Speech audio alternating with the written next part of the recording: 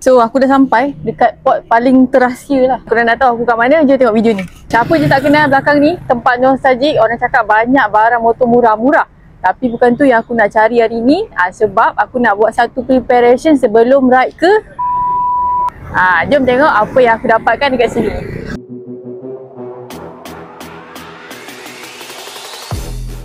So untuk trip, kita nak make sure safety kita on top. Kita ada SJC Alpha 11. Benar. Okay, kita tengok fitting hari ni. So macam saya cakap tadi, untuk make sure safety on top. Korang pun kat luar sana, safety is priority. Okay, banyak banyak. Sana pun ada lagi. Siapa yang tahu, tahulah kita kat mana ya. Tapi kita ditambahkan dengan apa?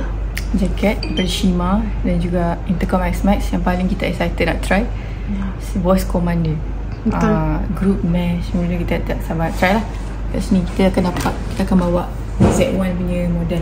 Okay, so korang stay tune untuk, sebenarnya dah tercakap right tu. Nanti bip. Cakap lagi. Kita sensor kan kita nak pergi mana. So ni preparation kita, episode yang pertama. F1 Plus, and we have another one, F1 Pro. Just need to press this one. Start looping, you dengar. Lepas tu another person. Straight away, now join 2 member already. Okay, then you nominate 1 person. So safety number 1, kita try betul-betul.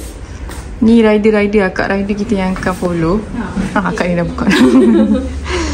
Okay, so helmet pun kita fitting betul-betul. Okay, jaket, intercom semualah. Ada perempuan shopping riding gear. Muka happy dapat pin. Just in case lah. Ya. Ni memang sesuai lah kalau aku ni. Pin bukan kalau aku. Buka pakai dulu, try. Ni yang kita tengok dekat website. Besar. Pin main S lah. S. Besar tu. Macam ni macam racing.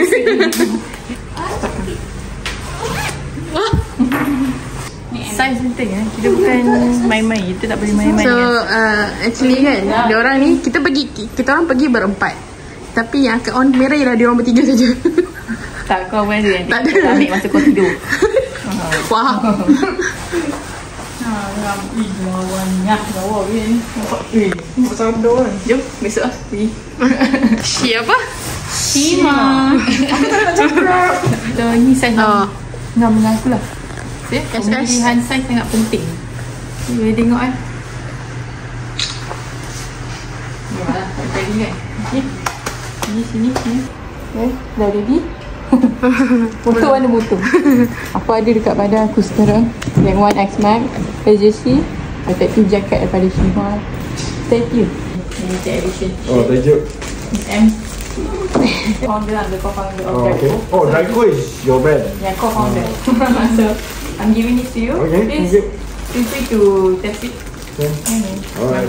Wow.